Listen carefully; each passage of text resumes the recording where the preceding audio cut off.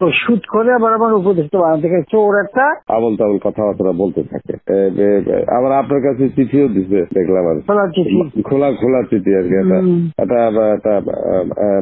এটা খারাপ আর কি একটা আর কি না, খুব উপদেষ্টা বানাও দিন আমি এক নজর পরে ফেলাই দিচ্ছি। আমার উপদেষ্টা লাগবে না, এই দেশটা আমার বাপের, আমার বাপ স্বাধীন করে দিয়ে গেছে, আমি জানি এই দেশ আমি চিনি। আমি বাংলাদেশের বসে বসে কথা বলার তো শুট করে আবার আমার উপদেষ্টা বানাতে গেছে চোর একটা। ও বলছে গ্রামীণ ফোনে সব ইনকাম গ্রামীণ ব্যাংকে যাবে, যে টাকা গ্রামীণ ব্যাংক গরিব মানুষের সাহায্য করবে। আর এই কথা করে আমার কাছে ওই গ্রামীণ ফোনের ব্যবসা দিয়ে ইউজ একটা টাকা পর্যন্ত গ্রামীণ ব্যাংকে দেয় নাই। আমি 400 কোটি টাকা গ্রামীণ ব্যাংকে দিচ্ছি, 400 কোটি টাকা। ওটা তার অন্যান্য প্রতিষ্ঠানে লাগাচ্ছি আর কি। না তখন গ্রামীণ ব্যাংক ফাইলে বক্সে ঢুকাই দিচ্ছে। গ্রামীণ ব্যাংক তখন ওই শেষ হয়ে চলে যাচ্ছিল, ওর বদলতে গ্রামীণ ব্যাংক মাঠে বসে গেছিল।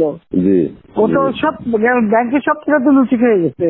তখন আমি প্রথমে 100 কোটি, তারপর 200 কোটি, তারপর আবার 100 কোটি, এটা 98 সালে দিচ্ছি, চালু রাখছি। তখন এই গ্রামীণ ফোনের ব্যবসা ছিল, এই ব্যবসাটার থেকে যে লাভটা হবে সেই টাকাটা চলে যাবে গ্রামীণ ব্যাংকে, রেগুলার গ্রামীণ ব্যাংকে একটা সোশ্যাল ইনকাম থাকবে। এই বলে ব্যবসা নিয়ে তখন যখন ব্যবসা নাই, তোমার বলে রাখি যদি কোনদিন প্রশ্ন ওঠে বলতে পারবা, 51% মালিক হলো বাংলাদেশ আর 49% হলো নরওয়ে কোম্পানি। আর এখন যে দেখো সব সে ব্যবসা নরওয়ে কোম্পানির কাছে, তার নিজের কাছে বোধহয় 10% বা 15% মতন হয়তো থাকতে পারে, সমস্ত সে বেঁচে খেয়েছে। আর একটা টাকা কোনদিন গ্রামীণ ব্যাংকে এখান থেকে দেয় নাই। আর আমরা সবকিছু ফ্যাসিলিটি তাকে দিচ্ছিলাম, রেলওয়ে, ফাইবার অপটিক ব্যবহার থেকে শুরু করে সবকিছুতে তাকে সুযোগ দেওয়া হয়েছিল। ওইভাবেই তো গ্রামীণ ফোনটা তো অন্যদের থেকে সে সবচেয়ে বেশি সুবিধা পাইছে। চোর একটা রক্ত চুষে খাইছে সব। আমি বলছি যে রক্ত শোষা, গরিবের রক্ত শোষা। যে 30% তার হিসাব করলে 30% সুদ হইতো। সে যা গ্রামীণ মানুষকে যে লোন দিত, তাতে তার যে কম্পাউন্ড ইন্টারেস্ট যদি আপনি ক্যালকুলেশন করেন 40-47% যেত, দেখে এমন হয়, তাহলে আর লোকের আর কি থাকবে, ও তো গরিব আরো বেশি করে হয়ে যাবে।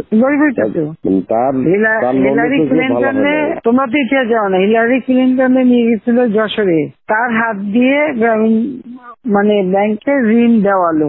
এরপর সেই লোকগুলি সাধারণ গরিব লোক, হরিজন গ্রুপ, তারা ওই এলাকায় আর থাকতেই পারে নাই, কারণ ওই ইন্টারেস্ট দিতে তারা ফকির হয়ে নিজের যে বাড়িঘর ভিটা মাটি তাও কেড়ে নিয়ে গেছে। তারপরে তারা ওই এলাকা থেকে হারাই গেছে।